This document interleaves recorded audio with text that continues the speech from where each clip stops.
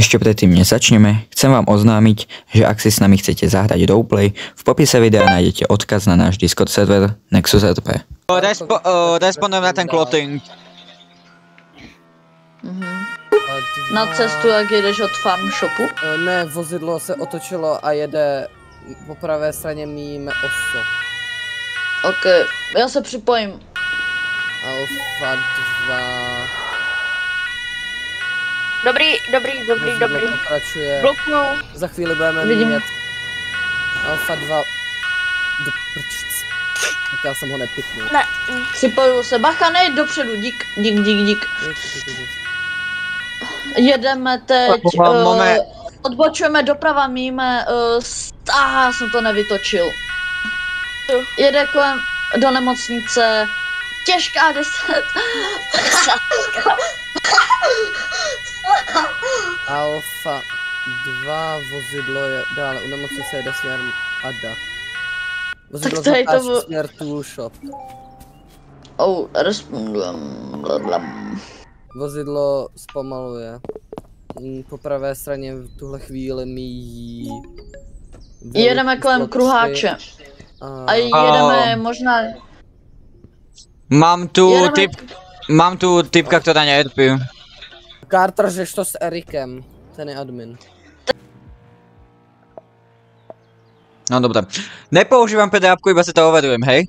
Nech nám na nikdo neútočí, prostě jsem mi zatkol z toho, že vykradla clothing, ano? Dobre. Nebudem mať nervičky, ale štve ma to, že všetci, alebo teda všetci, veľa ľudí mi píše do komentárov, ty používaš PDApku, ja ju otváram, ale v živote som ju nezneužil. Dobre, môžem sa opýtať tú osobu, ktorú mám momentálne zadržanú v aute, je kto?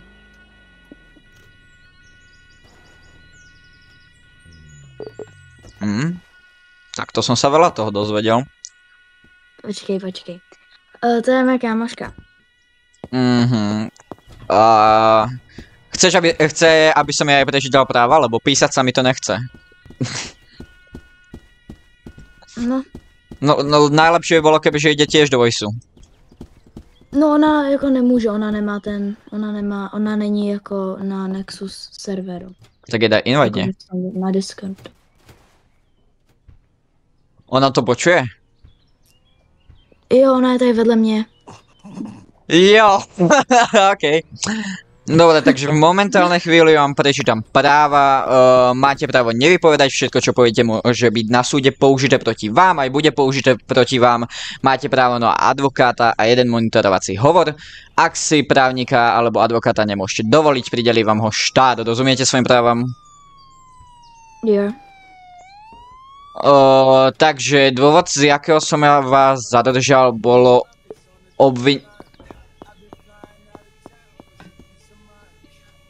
Dajte mi sekundu.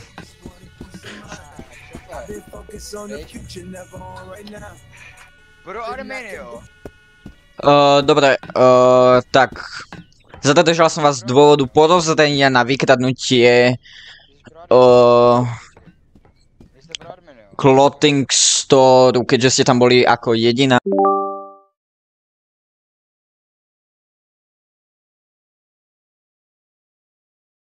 Dobre, to je všetko, ak by ste niečo potrebovali, nájdete ma v policajnej vysielačke, ďakujem.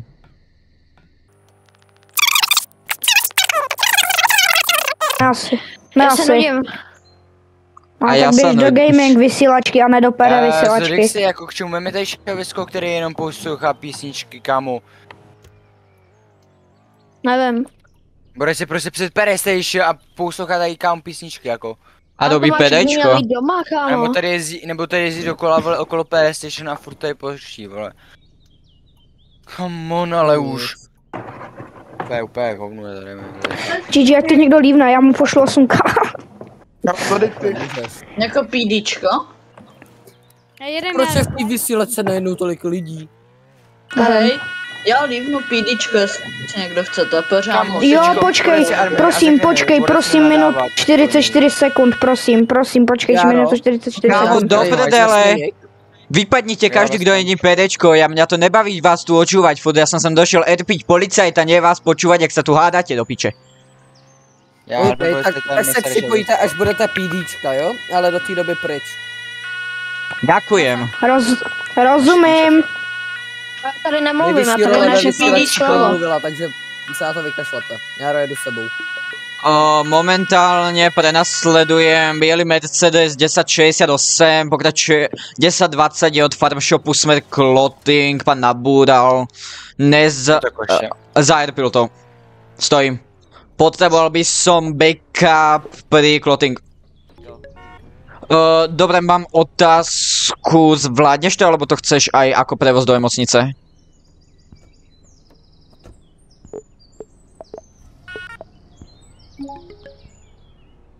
Zvládnu, OK. Dobre, teraz ste sem dám iba toto. Máme tento Adam sa má totálne sere. Dobre, počkaj, ja troška si odpadkujem vozidlo od tvojho. Iba ho tu dám, jo. Takto. Dobre, momentálne budete prevezení, dobre. Momentálne chvíli vám prečítam práva.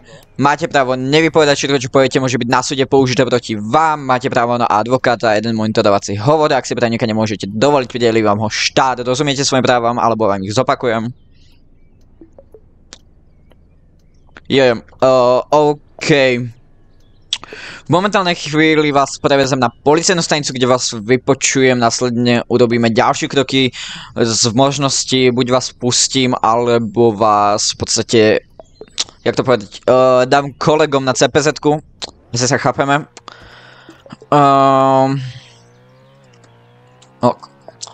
Dobre.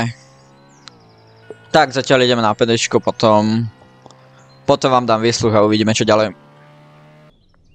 Dobre, takže v momentálnej chvíli ste obvinení z unikania polícii pri klasickom traffic stope. Zatiaľ nič viac na vás by som ani nemal. V tomto prípade dá sa to vyriešiť aj iba pokutou. Dobre, takže ja by som to povedal takto. Nemáte tam nič. V trestnom v podstate tiež nemáte nič. Takže jediná vec je to unikanie pred políciou, tým pádom nejdem to riešiť na CPZ-ku, riešil by som to iba pokutou a pokuta v hodnote. No v podstate kebyže, budem to takto blbo, ale kebyže nenarazíte, tak vás ani nechytím možno. Tým pádom som to povedal na 3200. Ja vám to aj napíšem, keby bola čo. Súhlasíte s pokutou, alebo chcete to nejako ďalej riešiť? Súhlasím s pokutou. Dobre, v momentálnej chvíli chcete niekam odviesť, alebo pôjdete sám? Ste v podstate prepustení v momentálnej chvíli. Půjdu sám. OK, pekný deň, dovidenia. Děkuju moc a naschledanou. Já jsem je ztratil, stejně. Jak to vypadá s tím Moonem? 10. Nevím, já jsem odjel. On řekl, ať odjedu. 10-4. Potřebuji Járu, ale... Tam zmizel. Alfa 3, 10, 12. Takže je tady víc jakoby mafiánů. James, jdeš se mnou na patrolu? Momentálne riešim pána, ktorý si išiel požiadať prácu hasiča a totálne ma ignoruje, chcel som ho zastaviť za rýchlosť. 10-20? Takovýhle lidi úplně miluju. Si je naháníš a oni jdou dělat hasič. Kámo. A vždycky jdou dělat hasič, já jsem nikoho neviděl. Alfa 3 responduje na kontejner. Respondujem tiež. Kámo, a seriózne, toto sa mi stalo už tretíkrát za 2 týždne, čo tu erpím. Mně se to stává hodně. Ale jako v poslední době se mi to už moc nestává, ale jako stávalo se to často. Jo, no, ale nezapomeňte, že oni má vlastně mafia podezření, mafia rozdělila to jede od kontejneru. Jo, vieme, mňa už včera sledovalo, jo, vidím vás, mňa už včera sledovalo Vivo, čierne. Mě by jenom jako zajímalo, jestli ty dvě mafie, jako jestli oni spolu nějak spolupracují, nebo jako co se, jakoby... Mě by zajímalo, jako co se stalo. Bežové Porsche, dával jsme 1050. Ne RP to jede dál. 10, jo, vidím.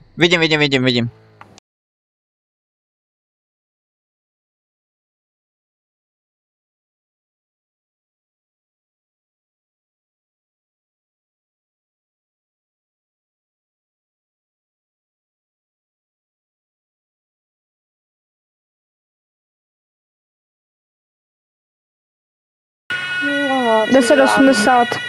Alfa 380 na to Porsche.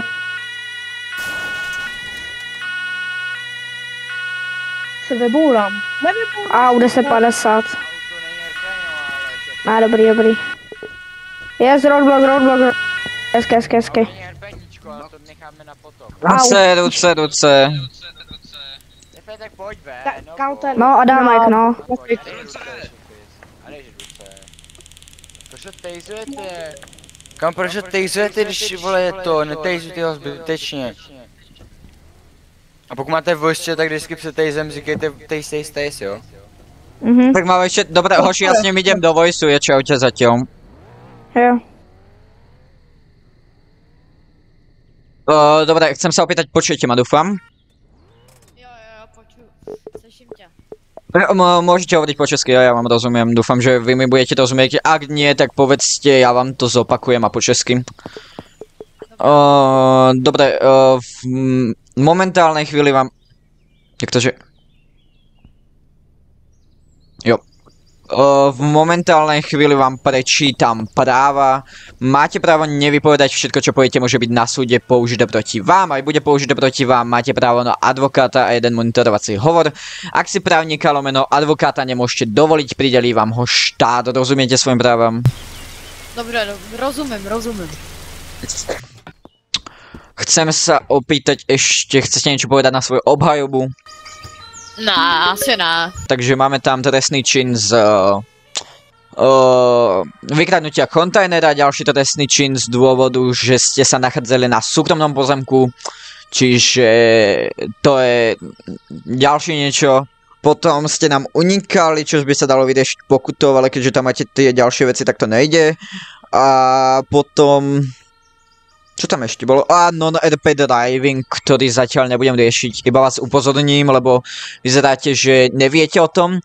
Tak keď nabúdate nejako silnejšie alebo do niekoho musíte dať, že musíte napísať, že lomeno du bouchlse, alebo keď to je väčšia narážka, tak ste v potroste lomeno du je v bezvedomí, hej? Vtedy vás kolegovia nemôžu zatýkať. Iba vás, v podstate vás ošetriť. Lebo vy ste v podstate robili to, že ste nabúdali niekoľkokrát a stále ste pokračovali v jazde, áno? Dobre, to je asi tak všetko, hovorím, ja by som vám to vedel dať na pokutu, ale keďže ste tam mali ten kontajner, tak si to nemôžem dovoliť. Takže v momentálnej chvíli budete prevedzený na CPZ, odkiaľ si vás vyriešia kolegovia.